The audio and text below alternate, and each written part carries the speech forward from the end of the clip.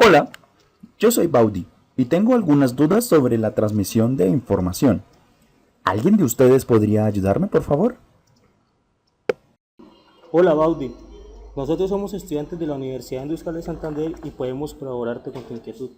Primero que todo es importante saber cuál es el proceso que sufren las señales analógicas para ser transmitidas en forma digital por los sistemas de comunicación. La señal analógica primero que todo tiene que ser muestrada a intervalos iguales. Luego, dichos valores se pueden cuantificar a un valor discreto predeterminado más próximo. Por último, la señal muestrada y cuantificada en amplitud es codificada. El codificador convierte las muestras digitales en un código adecuado y de esta forma se genera la correspondiente señal modulada. Finalmente, la señal obtenida se puede transmitir en ASK, FSK o PSK, debido a que ésta ya se encuentra en forma digital. Un ejemplo de lo anterior es el diagrama de transmisión de datos que se ve en la pantalla.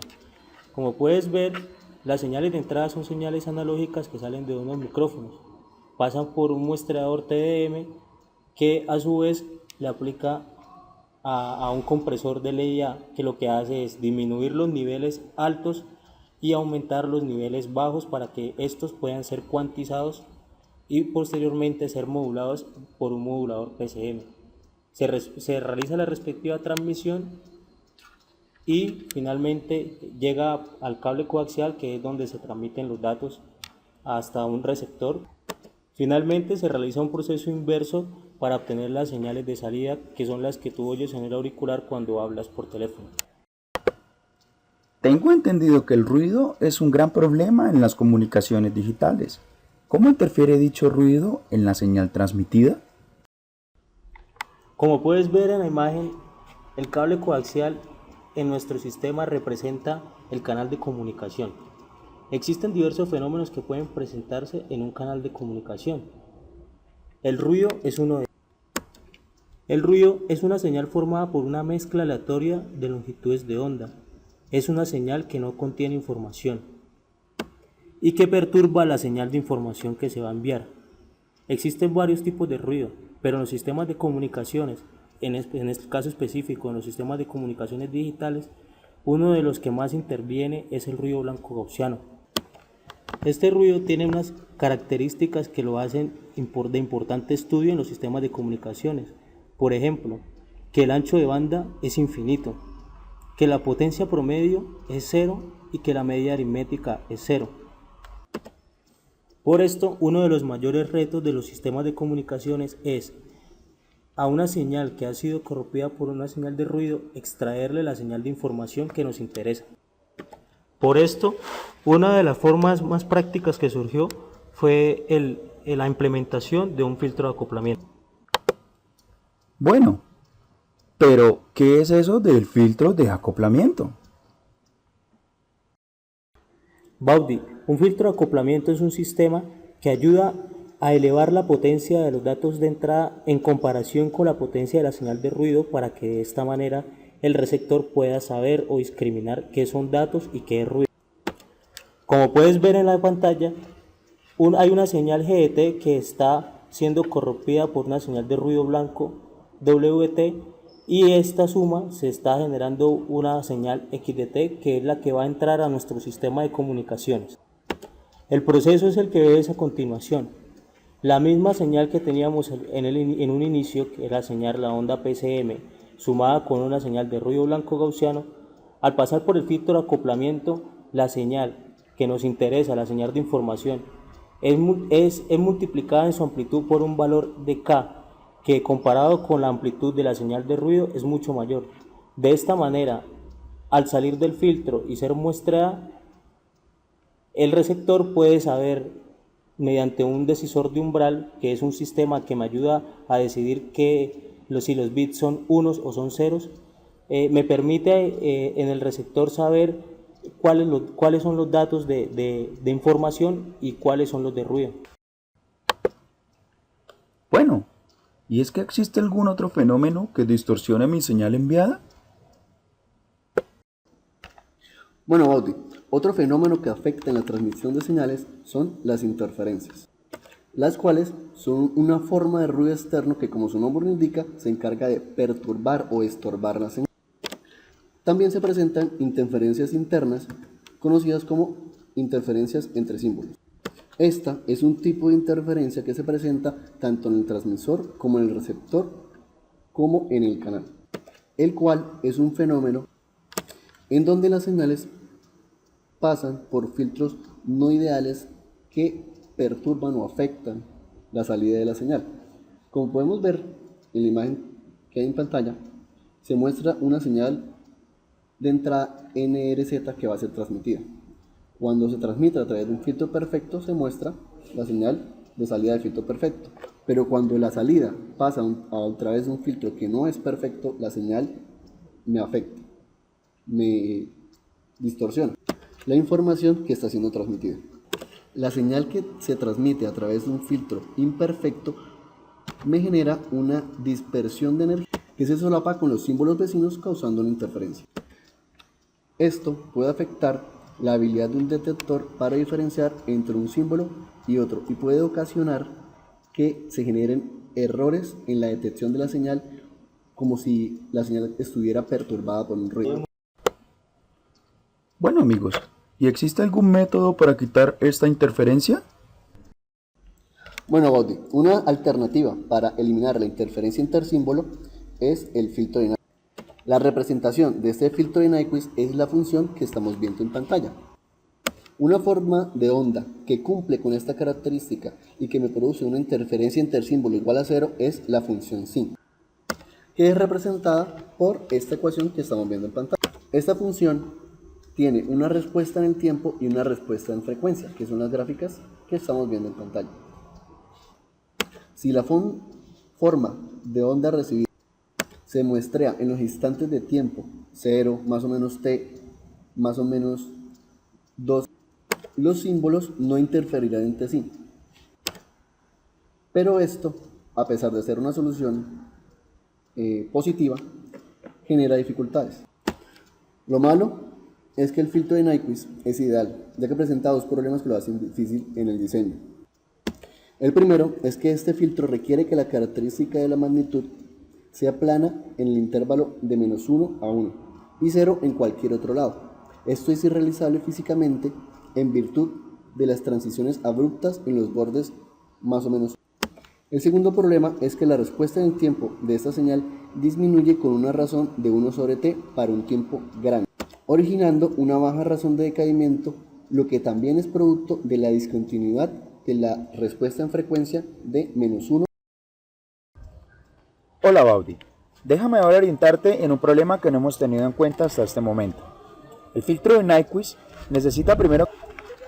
requiere que la característica de magnitud de PF sea plana de -ω a ω y sea 0 en cualquier otro lado, tal como lo muestro en este momento en el cursor. Necesita que sea plana entre -ω y ω y 0 en cualquier otro. Y pues esto es físicamente imposible en virtud de las transiciones abruptas de los bordes de las bandas entre -ω y ω. Sabemos que las ondas en la vida real tienen un factor de decaimiento, tienen un pequeño factor de caída que hace que sea muy difícil en la vida real que una onda se comporte en una forma de ventana. La segunda dificultad que tenemos con el filtro de Nyquist es que la función pt disminuye con 1 sobre t y pues para t muy grandes origina una baja razón de decaimiento. Lo anterior es producto de la discontinuidad de PF en más y menos ω. Pero entonces tú dices, si el filtro de Nyquist no se puede ajustar a un modelo real, entonces ¿qué podemos aplicar? Y viene una pequeña variación que se le dice al filtro de Nyquist, que es el filtro de coseno elevado. El filtro de coseno elevado resuelve las dificultades prácticas que se encontraron con el filtro de Nyquist. Si extendemos el ancho de banda desde el mismo valor mínimo RB medios hasta un valor ajustable entre ω y 2ω, entonces se retienen 3 lóbulos de la respuesta en el tiempo de pt. Este filtro tiene la particularidad que vale 1 para valores de frecuencia menores o iguales a 1 menos beta sobre 2 periodos. vale 1/2 de 1 más coseno de pi periodo sobre beta por frecuencia menos 1 sobre beta sobre 2 periodo para valores de 1 menos beta sobre 2 periodo y 1 más beta sobre 2 periodo en los que la frecuencia valga alguno de estos dos valores. Y vale 0 para todo el resto de valores de f. En el tiempo tenemos entonces una función sinc de la forma t sobre periodo por coseno de pi beta t sobre periodo sobre 1 más 4 beta cuadrado t cuadrado sobre periodo cuadrado. El nuevo término llamado beta lo vamos a llamar factor de caída y t es el periodo del sistema de comunicación. Otro de los motivos de aplicar este filtro de coseno elevado es que reducimos la interferencia intersímbolos de manera drástica. Esto pues lo hace un filtro que es, pues no sé, es muy interesante aplicarlo en la vida real. Vamos a ver ahora pues unas gráficas que nos van a dar una mejor idea del término beta y de cómo es el comportamiento de la onda dependiendo de los valores de beta. Primero que todo, acá vamos a tener los dos límites que teníamos en un comienzo, que era 1/2 sobre por periodo y menos 1/2 sobre periodo. Estos son los valores con los diferentes valores de beta. Vemos que para un beta igual a 0 va a tener una forma de ventana la onda. Esto en la vida real es muy difícil de hacer. En la vida real vamos a encontrar ondas con betas similares a 0,5, a 0,25 o a 0,75. Por lo menos acá podemos ver que estas ondas tienen un comportamiento que debe tenerse en cuenta, que está incluso por fuera de los valores de 1 sobre 2 periodos. La forma de la señal sinusoidal de la señal sinc va a tener estas formas. Para betas de 0,5 va a tener la respuesta fucsia, para betas 0 va a tener la respuesta azul y para betas más pequeños va a tener la respuesta verde que podemos ver debajo. Es importante que cumpla con las condiciones de que la señal sinc valga 0 en los valores periodo, 2 periodo, 3 periodo y n periodo en general. Hola Baudi, vamos a analizar ahora un modelo que se acerca un poco más a un modelo real. En este caso vamos a implementar el envío de datos a través de un computador, llegando a un módem y enviándolo a internet. Primero que todo vamos a analizar un concepto que quizás no habíamos hablado antes, que tiene que ver con modulación MPAM. La modulación MPAM se basa porque en lugar de transmitir bits, transmite símbolos, siendo expresado cada símbolo como un nivel de voltaje, en donde dependiendo de los niveles de voltaje vamos a tener los números agrupados en cada uno de esos símbolos. Es de aclarar que en este caso MPAM nos dice el número de niveles de voltaje pues que vamos a tener, pero estos niveles deben ser potencias de 2. Por eso utilizamos logaritmo en base 2 de MPAM, siendo esta expresión el número de bits que vamos a empaquetar en cada símbolo. Supongamos que MPAM vale 8, significaría que el logaritmo en base 2 de 8 sería igual a 3, teniendo así que para una modulación de 8 niveles vamos a agrupar en cada uno de esos niveles tripletas de bits. Vamos a mirarlo de una manera un poco más sencilla a través de esta gráfica. Es de notar que cada tripleta de bit corresponde a un nivel de voltaje. Así, por lo menos la tripleta 000 corresponde al nivel de voltaje menos 1, 001 corresponde al menos 75, 010 corresponde a menos 0,5 y así sucesivamente hasta que llegamos a 111 que corresponde a un voltaje de 1. Esta sería la modulación MPAM. En vez de yo enviar ceros y unos, voy a enviar tripletas de símbolos.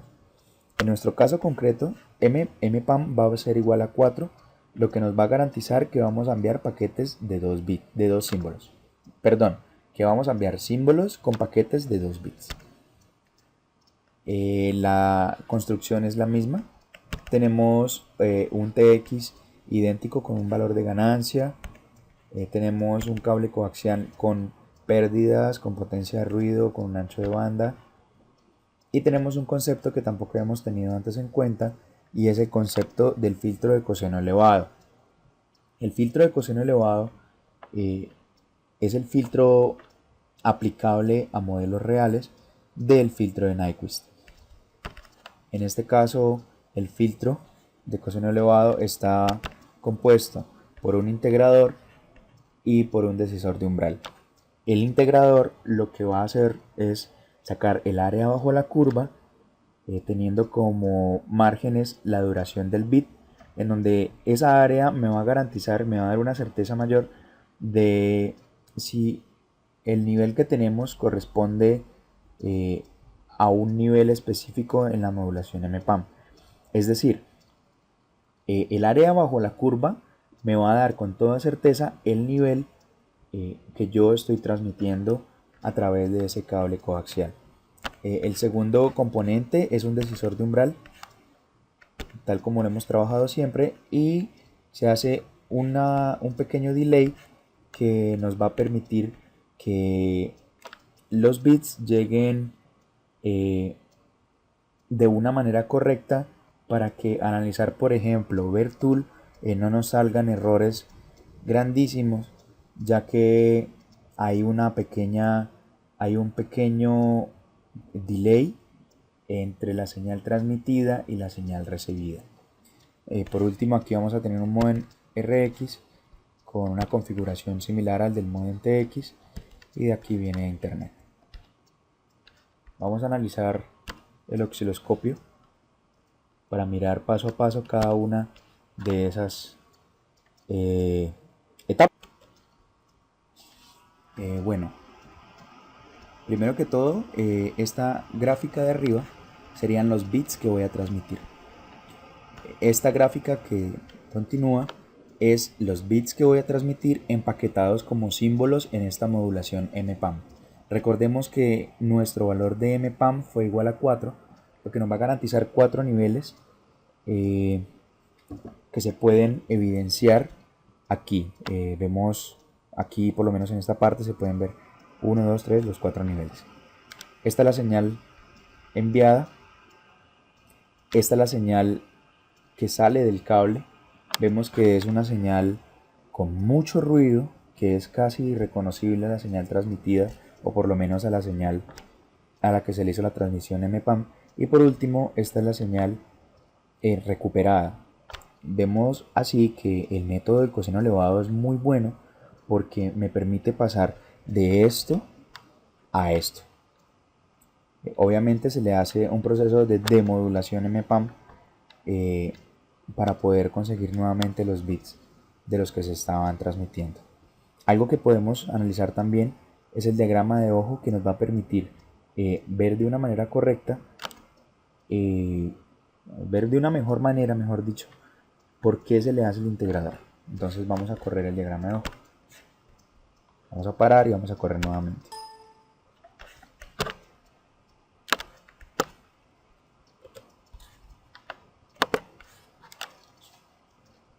Bueno, en el diagrama de ojo tenemos lo siguiente.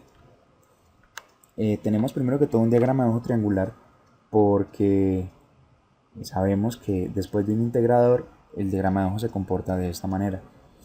El decisor de umbral va a trabajar en este rango, va a trabajar acá. Él va a ver en este punto, va a tener una mejor, por decirlo así, característica que nos va a decir si lo que vamos a tener es un nivel alto o un nivel bajo.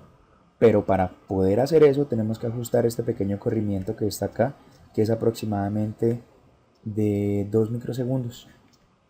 Entonces es algo más que se debe hacer.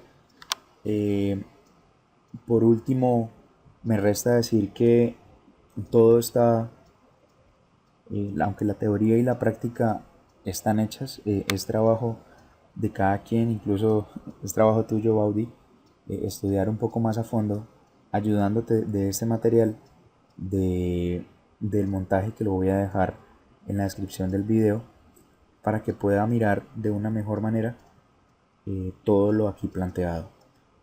Realmente esperamos que el video y la explicación sea de tu ayuda y pues a continuación, Baudi, me gustaría hacerte dos preguntas en donde vamos a evidenciar que entendiste el tema explicado. Intenta responder lo siguiente. En un modelo ideal, ¿cuál de estos dos filtros se debería utilizar? ¿El filtro de Nyquist o un filtro de coseno cuadrado? Cuando hablamos de modulación MPAM teníamos esta variable. Esta variable define el número de bits en cada símbolo o los niveles de voltaje que representa el número de símbolos. De parte del grupo 7, esperamos que esto haya sido de su ayuda. Hasta pronto, amigos.